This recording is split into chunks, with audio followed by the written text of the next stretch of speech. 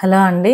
ఈరోజు నేను చిక్కుడు గింజలతో వంకాయ టమాటా ఫ్రై చేస్తున్నాను. దానికోసం మనం స్టవ్ పైన ఒక గిన్నె పెట్టేసుకొని ఒక 2 టేబుల్ స్పూన్స్ ఆయిల్ వేసుకోవాలి. ఆయిల్ వేడైన తర్వాత ఒక హాఫ్ టీ స్పూన్ ఆవాలు, ఒక హాఫ్ టీ స్పూన్ జీలకర్ర వేసుకోవాలి. ఈ జీలకర్ర ఆవాలు మంచిగా వేగాలి. వేగిన తర్వాత ఒక ఆనియన్ కట్ చేసి వేసుకోండి.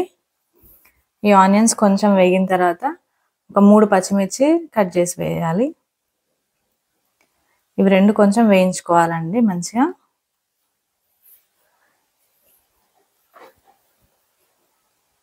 ఇవి రెండు కొంచెం వేగిన తర్వాత ఒక 1 టీ స్పూన్ అల్లం వెల్లుల్లి పేస్ట్ వేసి కలుపుకోవాలి. అల్లం వెల్లుల్లి కూడా కొంచెం మంచిగా వేగాలి. చూడండి ఇట్లా వేగాలి. ఇదంతా మీడియం ఫ్లేమ్ కంటే కొంచెం తక్కువే పెట్టి చేయండి. ఇప్పుడు ఒక హాఫ్ టీ స్పూన్ పసుపు వేసి కలుపుకోవాలి.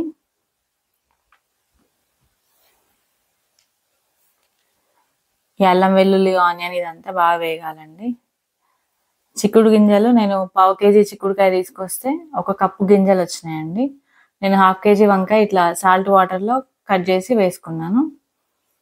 వంకాయలు అట్లానే కట్ చేయాలి, లేదంటే కలర్ మారిపోతాయి బయటగా పొట్టిగా కట్ చేస్తే. నేను 1/2 కేజీ వంకాయలు తీసుకున్నాను, వాటిని ఇట్లా కట్ చేసి వేసినాను. చూడండి నేను 1/2 కేజీ చిక్కుడు వేసుకుంటే ఎన్ని గింజలు వచ్చినాయి చిక్కుడు గింజలు. మీరు ఇంకా 1/2 కేజీ చిక్కుడుకాయ కూడా గింజలు వేసుకోవచ్చు, 2 కప్పుల గింజలు కూడా వేసుకోవచ్చు. మనం 1/2 కేజీ వంకాయకి 1/2 కేజీ చిక్కుడు గింజలు వేసుకోవచ్చు నెట్ వెయిట్.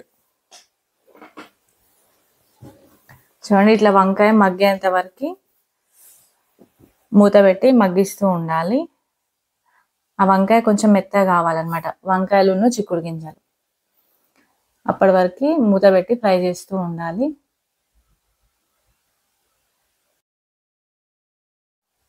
ఇప్పుడు మనం ఇందులో కొంచెం కరివేపాకు, 4 టమాటాలు కట్ చేసి వేసుకోవాలి. ఈ టమాటా కూడా వేగేంత వరకు ఒకసారి ఫ్రై చేసుకోవాలండి.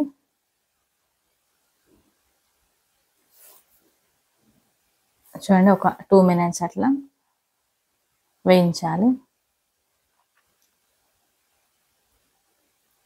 1/2 కేజీ వంకాయలకి 4 టమాటాలు సరిపోతాయండి. ఒక 2 కప్పులు చిక్కుడు గింజలు. ఇది కర్రీ లూజ్ చేయొద్దండి, మంచిగా ఫ్రై లానే చేసుకోవాలి, అప్పుడే బాగుంటుంది. దీనికి సైడ్కి చారుతో కానీ పచ్చిపులుసుతో కానీ తినాలి, చాలా బాగుంటుంది అట్లా. ఇప్పుడు నేను ఇందులో మెంతులు, జీలకర్ర, ధనియాలు 3 కలిపి దంచినవి 1 టీ స్పూన్ పౌడర్ వేసిన అండి. అట్లనే 1 టీ స్పూన్ కారం పొడి వేసినాను, ఒక 1 టీ స్పూన్ సాల్ట్ వేసి ఒకసారి ఇదంతా కలుపుకోవాలి.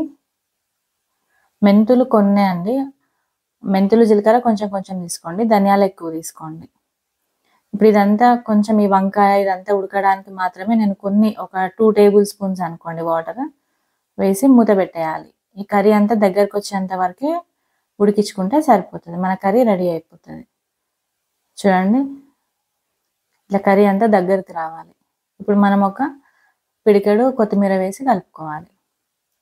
కలుపుకొని మళ్ళీ 1 నిమిషం పాటు మూత పెట్టేసి ఉడికించుకున్నామంటే మన చిక్కుడు గింజలతో వంకాయ టమాటా కర్రీ రెడీ అయిపోతుంది. ఇది వేడివేడి అన్నంలో తింటే సూపర్ ఉంటుందండి. ఓకేనా అండి? Thank you, bye.